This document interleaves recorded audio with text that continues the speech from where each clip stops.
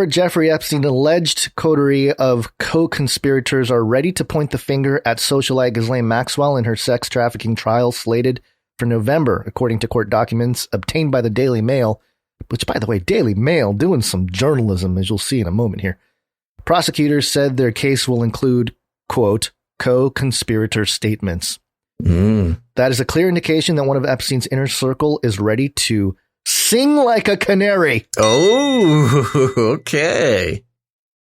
Now prosecutors say they're ready to turn over the, quote, identity of an unindicted co-conspirator to Maxwell's beleaguered legal eagles. Legal eagles. This person's having too much fun. Maxwell, 59, is charged with perjury and sex trafficking crimes involving minors, yada, yada, yada. We already know about that. I mean, that's pretty much the story here. Yeah. Yeah. And just for your own definition, coterie just means like posse or something, or group. Yeah. People from the group. So, yeah, it's this. They're starting to flip, man. I think maybe once they saw, the Gates getting in trouble and all these sort of things. You can imagine if you were just kind of part of the gang, and you weren't Epstein or Ghislaine or whatever, maybe you didn't really know that it was such a hooked in system, the system, the I don't know what else to call it. Just the whole program that Epstein and Ghislaine were running. I mean, of course, you're a criminal. I'm not saying that these people are innocent in any way, but I could see, if you're just some sort of henchman, you don't really know this is connected with intelligence agencies and blackmailing politicians and stuff. You would definitely have a pretty strong motivation to come out and testify against Maxwell for some sort of plea bargain, maybe some immunity. I guess we'll just wait and see. It's just another one of those wait and see things with a lot of the Maxwell stuff. Did it give a date on the next? They said November, so it's a few months away. Yeah. It'll be another few months before we hear anything. But, a lot of the flippening stuff, I keep asking the question, who benefits? Because it does seem like a lot of the corruption is being exposed, quote unquote, and more, not just publicly, but more legally and everything else. It kind of connects to the next story here. Let's just get into it because that's kind of what I'm referencing. And that's, it's our Wakcheen update. Let's do it. Wakcheen. A pandemic special. Welcome to Chinese Show. Woo! And as the info continues to roll out, the vindication of people questioning the official narrative continues. So this is coming from the dailymail.co.uk. The headline is exclusive. COVID-19 has no credible natural ancestor and was created by Chinese scientists who then tried to cover their tracks with retro engineering to make it seem like it naturally arose from bats, explosive new study claims. Man, if you have... I mean, we try to not only take an objective analytic approach to mainstream news, but we like to apply those same filters to, what would be called conspiracy theories. You really have conspiracy theories and objective mainstream reality colliding in a very explosive way here. In a way I don't think we've seen maybe ever. Just how on the nose that this is becoming. Well, let's get into it. Do you want to? Okay, yeah, go ahead. I was going to say this is a really long article with a lot of different snippets and images, and I mean it is very, very extensive. Yeah, and you can read through some of it, but if you want to, we can just go through because we're short on time today. You can go through the bullet points, which of course there's like 12 bullet points that summarizes the article too. There are a lot of bullet points. That's a good point. Let me just give the intro paragraphs, okay. and then we might refer to the bullet points just so we can get the whole story without taking a half hour to read it. Yeah. An explosive new study claims that Chinese scientists created COVID-19 in a Wuhan lab, then tried to cover their tracks by reverse engineering versions of the virus to make it look like it evolved naturally from bats. The paper's authors, British professor Angus Dalgleish and Norwegian scientist Dr. Birger Sorensen, wrote that they have had prima facie evidence of retroengineering in China for a year, but were ignored by academics in major journals. Dalgleish is a professor of oncology at St. George's University in London and is best known for his breakthrough creating the first working HIV vaccine. Oh, interesting. To treat diagnosed patients and allow them to go off medication for months. Sorensen, a virologist, is a chair of a pharmaceutical company, Immunor, which developed a coronavirus vaccine candidate called BioVac-19. Dalgleish also has share options in the firm. The shocking allegations in the study include accusations of deliberate destruction, concealment, or contamination of data at Chinese labs, and it notes the silencing and disappearance of scientists in the communist country who spoke out. The journal article, exclusively obtained by DailyMail.com and slated for publication in the coming days, is set to make waves among the scientific community as the majority of experts have until recently staunchly denied the origins of COVID-19 were anything other than a natural infection leaping from animals to humans.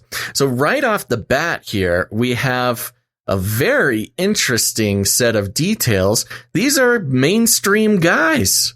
One of them created an HIV vaccine. The other one is on the board as the chair of a pharmaceutical company, Immunor. They have their own coronavirus vaccine. So these are, they're in the system. These are not crazy conspiracy theorists. These are not just, rogue scientists who are just trying to make a name for themselves. They directly sort of are part of the construction of the medical, tyrannical, transhumanist, new world order.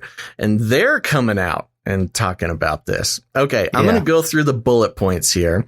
Okay. Let me skip a few because here we go. DailyMail.com exclusively obtained the new 22-page paper authored by British professor Angus Dalgleish and Norwegian scientist Dr. Birger Sorensen, set to be published in the Quarterly Review of Biophysics Discovery.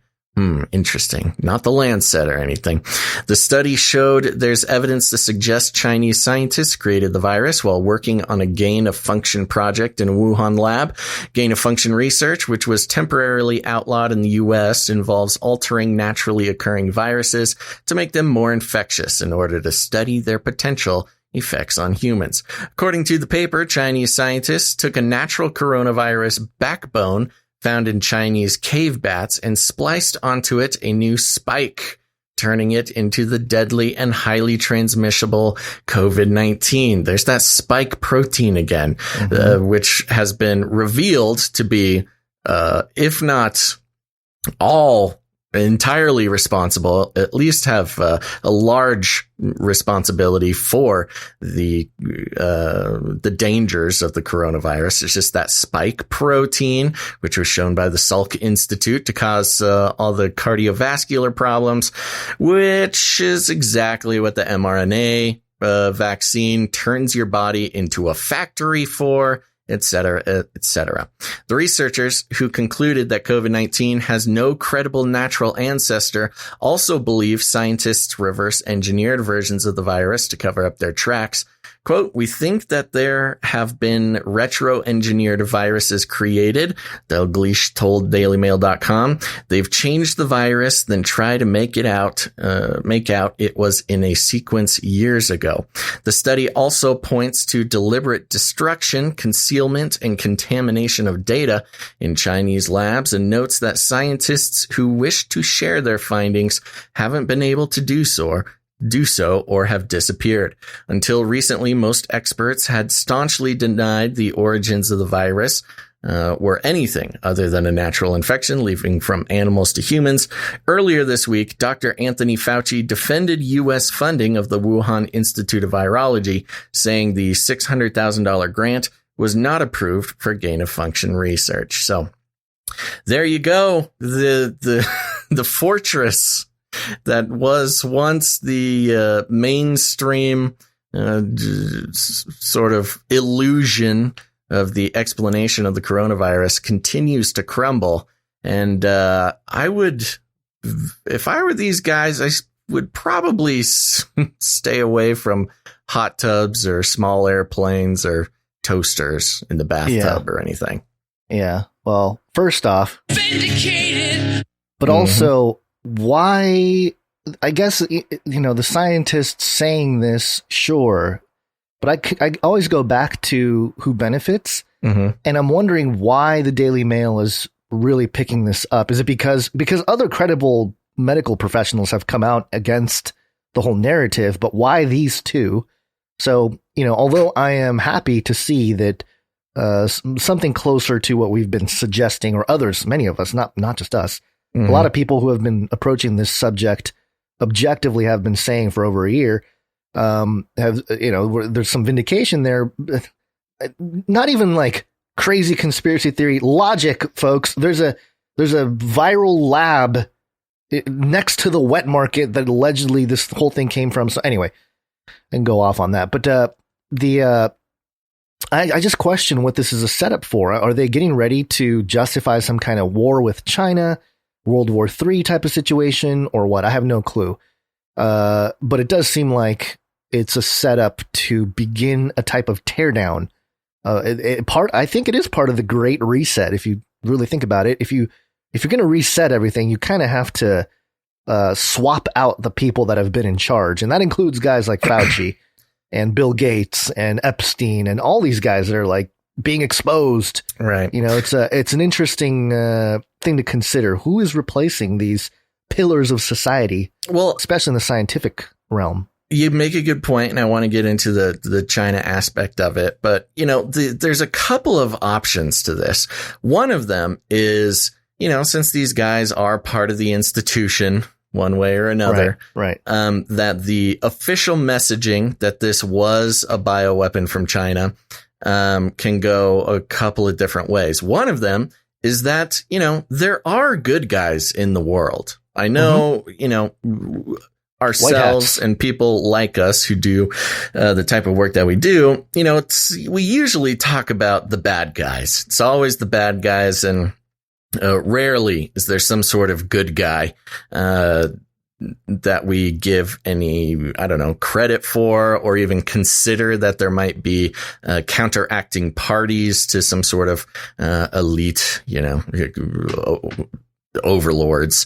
But the fact of the matter is that, yes, there are good guys out there. Sure. Now, maybe these guys are. Maybe they are some sort of, we have not talked about it much because there isn't that much to talk about and it's not very popular, but there are theories out there. And I've met a couple people who claim to have some sort of connection with this, that there is sort of like a good guy elite club. Oh, that's like the entire QAnon narrative, is that there's good guys, the white hats inside the whole deep state, and they're trying to help expose everything. Yeah. And even before that, I'm forgetting the name, the Collins Elite.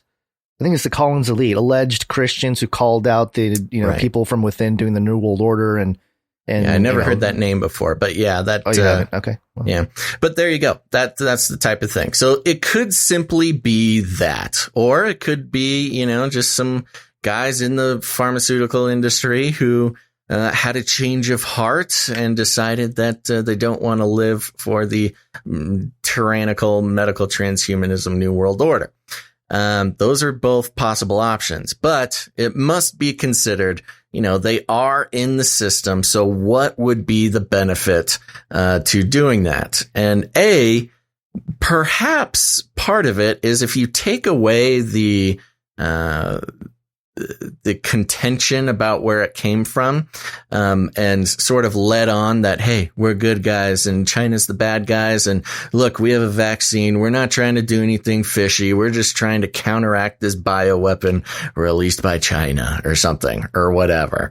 Then, it gives your pharmaceutical